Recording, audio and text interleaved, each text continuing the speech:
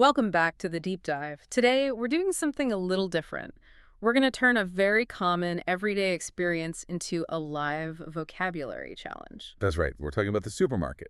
It seems so simple, but it's this perfect little ecosystem for testing real-world functional language skills. Exactly. It's one thing to know English in a classroom, but it's another thing entirely when you're standing under fluorescent lights trying to figure out what BOGO means. Or just trying to ask where the olive oil is without, feeling flustered. So our mission today is a Test Your Vocabulary Supermarket Edition.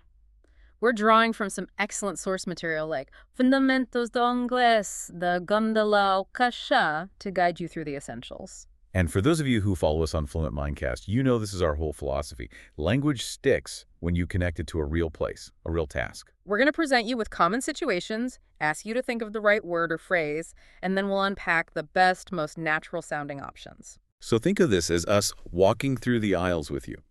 We'll keep the pace calm, give you a moment to think, ready to get your cart. Let's do it. Okay, Section 1, Supermarket Foundations. Before you can even ask a question, you need to get the lay of the land. You need the mental map. Right, and the source material is really clear on this. Knowing the basic layout terms is the #1 way to cut down on that hesitation, that feeling of being lost. Okay, so here's your first challenge. You've just walked in, you see all the fresh fruits, the vegetables, the leafy greens.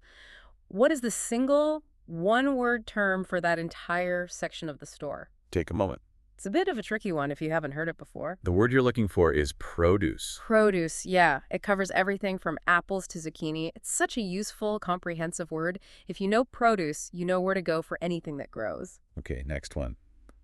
You're moving on. You're looking for milk, yogurt, butter, cheese. What's that refrigerated section called? This one might be a little more familiar. That would be the dairy section. Or just dairy, as in the milk is in dairy. Okay, so you've got your produce, your dairy, now your cart is full, and you're heading to the front of the store to pay. What do you call that area with all the cash registers? Yeah, walking toward the checkout. Simple as that. Yeah. You might also hear checkout counter or checkout line. Exactly. And let's do 2 more foundational words right here. The thing you're pushing your groceries around in. What is it called in American English? Be careful. This one changes depending on where you are in the world. In the U.S., it's a cart, a shopping cart. And the piece of paper they hand you after you pay. The proof of your purchase. That is your receipt. So there you have it. 5 essential words to start. Produce, dairy, checkout, cart, and receipt. Getting those down it's half the battle right there. It really is. And the source material also points out something I think is really smart. It's about recognizing patterns. What do you mean? Well, you don't always need to know the specific name of an item. For instance, if you're looking for ice cream, what kind of section would you look for? Just think logically. It has to be kept cold, so. You'd look for the frozen section. Or if you need flour and sugar for a cake, you'd look for the baking aisle. Exactly. The names are descriptive. They're functional. So even if you forget the word for, say, yeast, to head to the baking aisle, and your search gets so much easier, it lowers the stress immediately. I love that. It's like using logic to fill in any vocabulary gaps you might have. Which brings us to a really interesting little curiosity. We mentioned the word cart. Right. So our next challenge for you is, what is the common alternative to cart, especially if you're shopping in the United Kingdom or Australia? This is a classic American English versus British English moment. It is. The word they use is trolley. A trolley. So if you're in London, you'd say, "Excuse me, where are the trolleys?" Precisely. And you might be thinking, well, who cares? They'll understand cart. And they will. But the point is about, fitting in. Using the local term, whether it's cart or trolley, just makes the interaction that much smoother. It shows you've done your homework. It makes you sound less like a tourist and more like someone who knows their way around. It's a small detail that boosts your own confidence. And that's the whole goal of building this foundation. A solid vocabulary is like an anchor. It frees up your brain to deal with the more complicated stuff. Which is the perfect transition. Because once you know the layout, you're going to have to talk to someone. Let's move into section 2. Asking for help and mastering product location. This is where polite, functional English really comes into play. And remember, the supermarket is a fantastic place to practice. The conversations are short, they're to the point, and employees are used to these kinds of questions. Okay, so here's the scenario. You're searching for pasta sauce. You've looked in a couple of aisles. You can't find it. You see an employee stocking shelves. What is the first thing you should say to get their attention politely? This is so important. Don't just launch into your question. The magic words are, of course, excuse me. Excuse me. It signals, I need your attention for just a moment. It's respectful. Absolutely. Yeah. Okay, so you've said, excuse me. Now, what's the question? How do you ask where the pasta sauce is? Let's get you to practice this one out loud. There are a couple great options here. The most direct one is, Where can I find? So you'd say, excuse me, where can I find the pasta sauce? let's have you try that. Just say it now. Excuse me, where can I find the pasta sauce? Another slightly softer, maybe even more polite option is, do you have? Yeah. Or do you know if you have? Ooh, that's a good one. It's a little less demanding. Excuse me, do you know if you have any gluten-free pasta sauce? Right. Both are perfect. The key is just having one of them ready to go so you don't have to search for the words in the moment. And the source material is really reassuring on this point. A lot of learners worry about their accent or about being judged. But supermarket employees are not language teachers. They're problem solvers. Their goal is to get you the answer, aisle 4, and get back to their work. It's a very low judgment environment. It's the perfect practice zone. Which brings us to something really subtle, a real deep dive into the language here. This is where it gets really interesting. Yeah, it's about prepositions. A tiny little word that can trip you up. Okay, so the employee is telling you where the cereal is. They say, it's, and then they give you the aisle number. Did they say it's in aisle 7 or on aisle 7? This is a great test of listening for regional differences. What do you think is more common in the United States? In American English, you will very, very often hear on aisle 7. On aisle 7? Why is that? It sounds a little strange if you're not used to it. The thinking is that the product is physically sitting on a shelf that is located in that aisle, so they just shorten it to on the aisle. Whereas in British English or other variants, you're more likely to hear. In aisle 7, which, logically makes more sense. The item is located within the space of that aisle. So the key takeaway for you, the listener, is that you might hear either one. And you need to treat them as meaning the exact same thing. Don't let that little word on or in confuse you. Just listen for the number. Aisle 7. That's your destination. That is a fantastic practical tip. Okay, so we've asked for help, we've found our item, we've picked it up off the shelf. Now what? Now we move to section 3, decoding product labels. The language doesn't stop once you're holding the package. In fact, it gets even more dense. Labels are, they're a goldmine of functional vocabulary. It's all about nutrition, safety, instruction. Exactly. So let's test some of this. You pick up a bottle of salad dressing. There are 2 key instructions on the back. What phrase tells you to mix the contents before you use it? Usually a 2-word command. Shake well. Shake well, you see it everywhere. Okay, and what phrase tells you that it needs to go in the fridge after opening? That would be keep refrigerated, or sometimes just refrigerate after opening. Right. Now let's talk about health claims. A carton of yogurt says it has much less fat than the regular version. What's the common term for that? You'll see this plastered on so many packages. It's low fat. Low fat. And what about a box of crackers made without any wheat for people with certain allergies? The term that's become incredibly common is gluten-free. Okay, so we have shake well, keep refrigerated, low fat, and gluten-free. These are everywhere. But now for a really crucial distinction that the source material highlights. This is a big one. It's about safety versus quality. Mm-hmm. You'll see dates on packages, but they don't always mean the same thing. Right. So, first challenge. You see a date on a can of soup that says best before January 2026. What does that actually mean? Is it unsafe to eat after that date? What do you think? Best before. The clue is in the name. It's a quality indicator, not a safety one. Exactly. It means the manufacturer guarantees the product will be at its peak flavor, color, and texture before that date.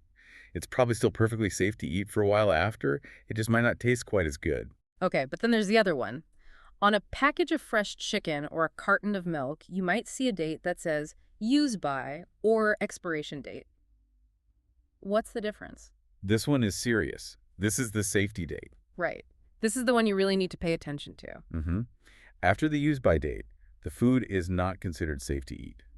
The risk of bacteria and spoilage goes way up. So best before is about quality.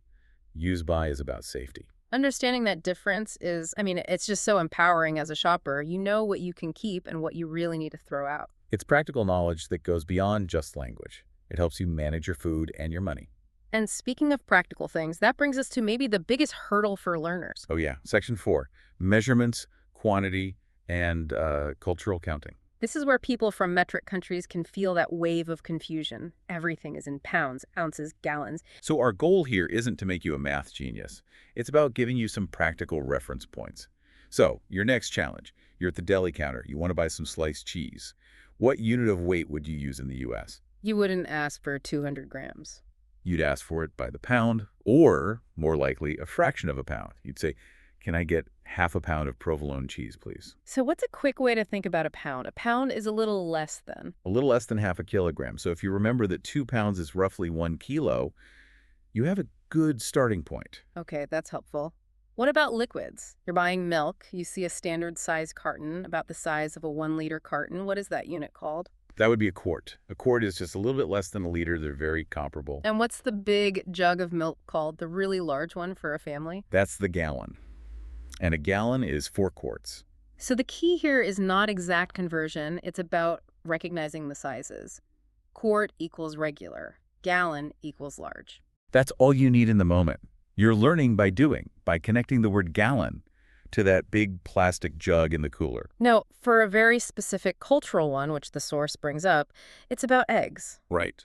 How are eggs almost always sold in the United States? It's not by weight, it's by a specific number. What is that number and what is the word for it? They are sold by the dozen, which is 12. A dozen eggs. You never ask for 12 eggs, you ask for a dozen. Or if you want the smaller carton, A half dozen. 6. it's a really embedded cultural and linguistic thing. You're expected to know and use that term.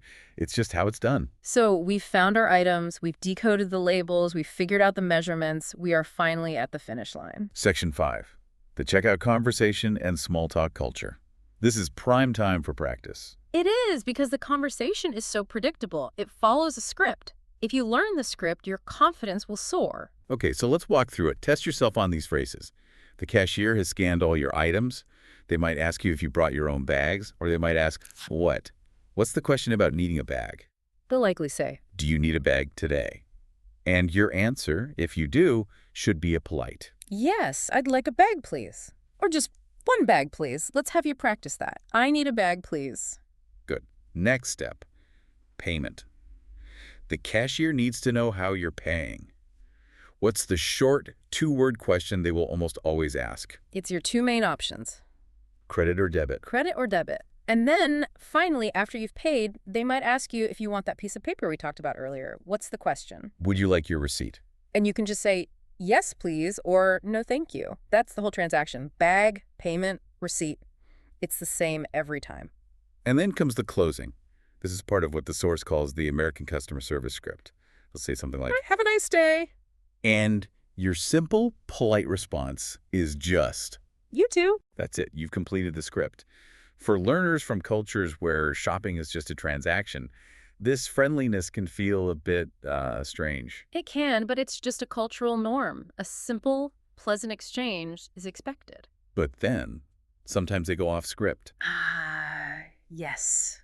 The dreaded small talk. This is where the cashier might say something totally unexpected. Like, they'll look at your cart and say, oh, looks like someone's having a barbecue this weekend. Or they'll just comment on the weather. Wow, it's really coming down out there. What do you do then? This is a test of your conversational agility. Mm. The key is you don't need a long, detailed answer. Right. Just a simple, positive response is all that's needed. If they comment on your food, you can just smile and say, yep, looking forward to it. Did they mention the rain? I know, right? Came out of nowhere. The psychological insight here is actually pretty cool. The sources mention studies showing that these tiny, low-stakes interactions with strangers actually boost our mood. And for a language learner, it's pure gold. It's free practice for spontaneous, real conversation. Okay, we're in the home stretch now. Let's get into the advanced stuff. Section 6, prices, preferences, and troubleshooting. This is where your language skills can actually save you money or, solve a real problem. Let's start with discounts. You see a sign above a product. What are some common phrases that mean the price is lower than usual? We'll start easy. The most common is just on sale. Right. Or if the discount is 50%. Half off. Good.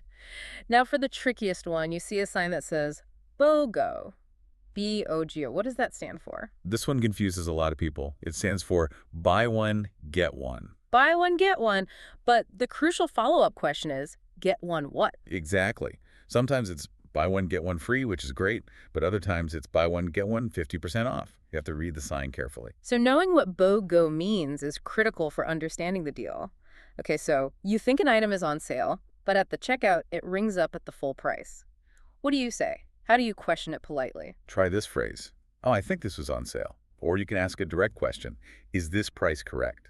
Let's have you repeat that one. Is this on sale? It's a really useful, powerful phrase. Mm-hmm. And while we're on price, we have to mention the little marketing trick that's everywhere in the U.S. You mean prices that end in 99? Exactly. Why do stores price things at $4.99 instead of just $5? It's a psychological trick, isn't it? It is. It's called charm pricing. Our brains see the 4 first and anchor the price in the $4 range, making it seem cheaper than it is, even though it's only a 1-cent difference. So being aware of that helps you be a smarter shopper. You're not just reading the language, you're reading the marketing strategy. Right. Next, let's talk about dietary needs. This is so important for health. Let's say you can't have products with milk. What's a clear, simple way to ask an employee for help? You would say, excuse me. I'm looking for dairy-free options. Dairy-free options, perfect. Or if you're avoiding sugar. Do you have anything sugar-free? Ah. The key is using those clear, common terms. Dairy-free, sugar-free, gluten-free. And we're seeing new terms pop up all the time. The source highlights a really interesting one, the rise of plant-based. Yeah. For a long time, the word was vegan, which means no animal products at all. But plant-based has become super popular on packaging. Why is that? It's seen as a broader, maybe more appealing term. It's for anyone trying to eat more plants, not just strict vegans. So it's good to know both terms when you're looking for these products. Okay, last challenge. Things go wrong. Real fluency is about being able to handle a problem. It is. So scenario 1, Huh? an item scans at the wrong price. We already practiced what to say, but let's review. You'd say calmly to the cashier. I think this item scanned wrong. It's non-confrontational. You're just pointing out a possible mistake. Great. Scenario 2. The shelf is empty, your favorite coffee is gone. How do you ask if there's any more somewhere else? You'd ask an employee, do you have any more in stock? Yeah. The in-stock part implies in the back room or a storage area. Do you have any more in stock? Excellent. And the cultural context here is that U.S. stores often have a customer is always right attitude. They want to solve your problem quickly and happily. Which, again, makes it a very supportive place to practice, even when something goes wrong. And that brings us to the end of our deep dive, our vocabulary challenge. We've gone from the front door right through to the checkout. So what's the big picture here? What does this all mean? I think it shows that the supermarket is more than just a place to buy food. It's a gym for your language skills. That's a great way to put it. It forces you to use functional, real-world English in a way that just reading a book never can. You have to think on your feet. You really do. You can't just pause the cashier while you look up a word on your phone. And that pressure, it's what builds real lasting fluency. We hope that as you listened along, you were able to guess a lot of these phrases, and maybe you learned a few new ones. Remember how many you got right, and be proud of that. And now for our final provocative thought for you to take away. Research shows that we remember vocabulary much, much better when it's tied to a physical place and a physical action. It's called embodied cognition. The memory gets anchored to the experience. So we want you to use that. The next time you go shopping, make it an active language lesson. When you walk into the produce section, say the word produce to yourself. Smell the lemons. When you see a BOGO sign, stop and decode it. Connect the language to the sight, the sound, the action of being there. That's how you make it stick forever. If you enjoyed this vocabulary challenge, please leave a like and subscribe for more deep dives into functional fluency. And let us know in the comments, which supermarket challenge did you get right? Which one surprised you? Thanks so much for joining us on this shopping trip. We hope you feel more confident for your next one. Until next time, keep exploring. Thank you for listening to the Deep Dive on Fluent Mindcast.